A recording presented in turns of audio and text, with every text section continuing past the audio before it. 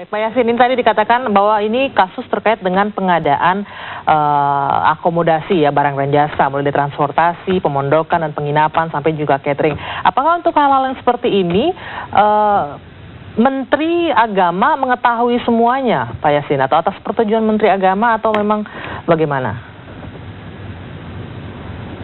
Ya, itu kan fakta hukum yang akan berbicara nanti. Jadi apa yang didapatkan oleh KPK tentunya kan tidak tahu sepenuhnya gitu loh. Jadi kita mengetahui bahwa pelaksanaan pengadaan barang dan jasa ini ada beberapa hal yang memang perlu dibenahi. Jadi adanya suatu katakanlah improper management itu bisa jadi menjadikan suatu penyimpangan yang berdampak kepada potensial risk yang saya katakan tadi. Ya, dari pengawasan internal sendiri, apakah memang sebelumnya sudah menemukan adanya temuan-temuan yang mencurigakan mungkin terkait dengan improper management ini atau hal-hal yang tidak wajar di dalam pelaksanaan penyelenggaraan ibadah haji? Sudah, itu saya sampaikan secara tertulis kepada Pak Menteri, dan tentunya juga didapatkan laporan tertulis itu oleh Dirjen PHU dan juga kita paparkan melalui presentasi itu. Jadi rekomendasi itu baik catering, pemondokan itu akan bisa terlaksana di tahun 2014. Nah, tapi kalau penegak hukum itu mencium sesuatu hal kan kita tidak bisa mencegahnya atau menolaknya gitu. Nah, ini yang perlu dipahami oleh masyarakat, dan yang penting yang perlu kita sampaikan, walaupun ini ada kasus, maka penyelenggaraan ibadah haji, yaitu kita jamin bahwa ini lebih bagus dari tahun sebelumnya, walaupun Pak Menteri kita ini tersandung kasus hukum gitu. Jadi agar masyarakat tidak ragu dengan adanya kasus ini, wah nanti hajinya jadi batal atau mandek, enggak, itu akan terus. Baik proses penyelenggaraan ibadah haji itu akan semakin. Ya, tadi penjelasan dari Pak M. Yasin nih, Pak Ade, bahwa itu baru untuk 2014. Itu yang harus dipahami. Ini benar nggak sih analisanya seperti itu, Pak Ade? Saya kira kalau 2014 kan baru dilaksanakan sekarang dan baru disahkan oleh DPR juga belum lama, bulan Maret kalau saya tidak salah. Artinya bahwa pelaksanaan haji tahun 2014 baru disahkan, dibicarakan dengan DPR kan belum lama.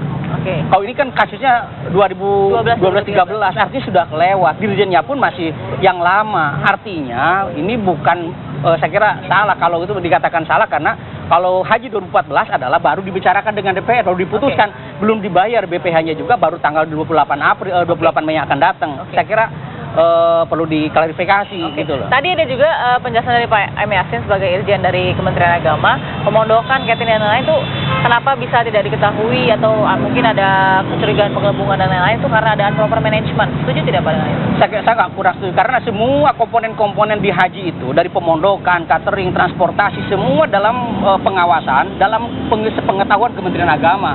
Undang-Undang Nomor 13 2008 mengamanatkan seperti itu. Termasuk pemondokan, termasuk pembagian kuota, termasuk transportasi, catering, Menteri Agama harus tahu. Bahkan dia berkali-kali ambil persetujuan harus dari Menteri Agama.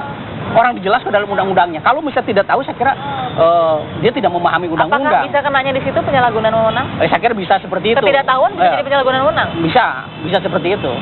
Kenapa? Karena undang-undang sudah jelas kok. Harusnya dia tunduk dan taat kepada undang-undang itu gitu loh, sebagai sumber hukumnya dalam pelaksanaan ibadah haji. Pak Ade, apa sih yang salah dari, ya kita tahu ada beberapa yang salah, tapi sekarang apa sih yang sebenarnya menjadi celah mudahnya sistem lama diteruskan seperti ini? Enggak, karena pertama adalah pelaksanaan ibadah haji kan tidak di sini. Hampir secara total anggaran dari biaya ibadah haji BPIH itu adalah hampir 96%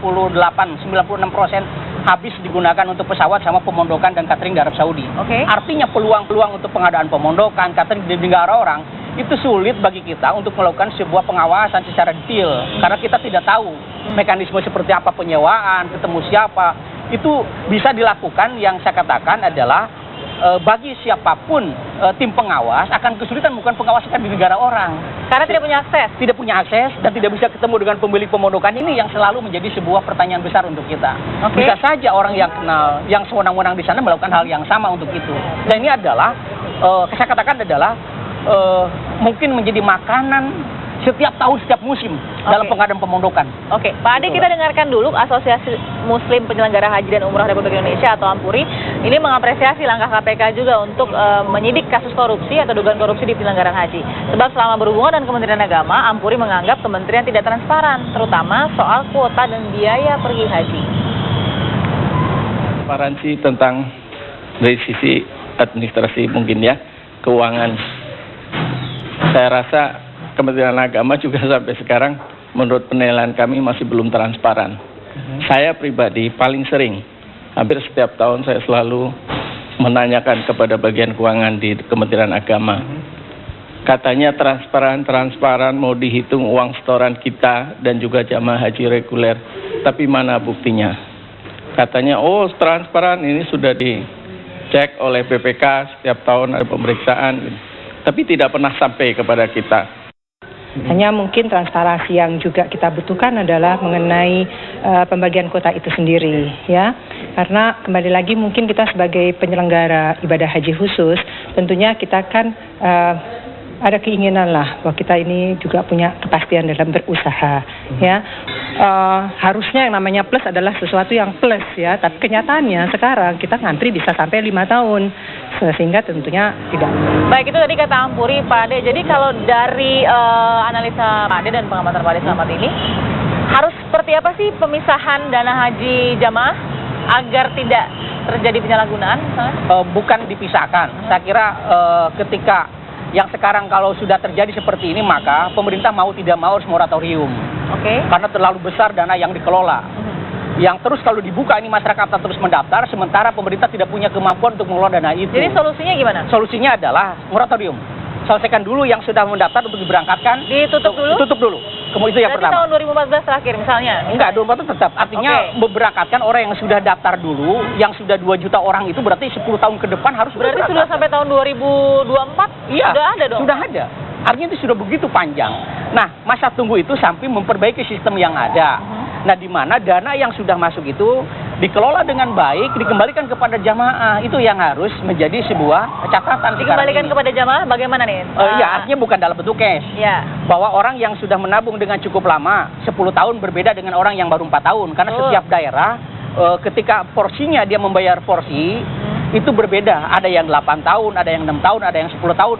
Kenapa ketika berangkat, punya hak yang sama, juga jumlahnya sama? Ini kan tidak adil menurut saya. Harusnya ketika dihalalkan dalam ibadah haji? Enggak, saya kira bukan, maka dari awal harus ada pola ketika dia membayar nomor porsi atau membayar BPH awal itu, niatnya apa? Wadingah menitipkan kepada siapa? Itu harus ada akadnya. Ini akadnya seperti apa? Ini yang saya sampai hari ini belum ketahuan.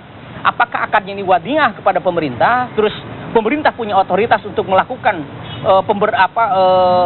investasi syariah, di mana supaya menghasilkan kelebihan untuk jamaah itu sendiri. Ini yang tidak pernah dibuka, kita tidak tahu. Oke, Pak Ade, setelah ini saya ingin tanya juga ke Pak Ade. Berarti kan ini tidak mungkin hanya satu kementerian saja, maksudnya lembaga atau instansi lain atau pihak-pihak lain. Bisa jadi pihak penentu terjadinya penyalahgunaan wewenang bagi dana haji. Tapi nanti Pak, kita sambungnya, kita harus jeda dulu, sesaat lagi tetap bersama kami di Apa Kabar Indonesia Malam.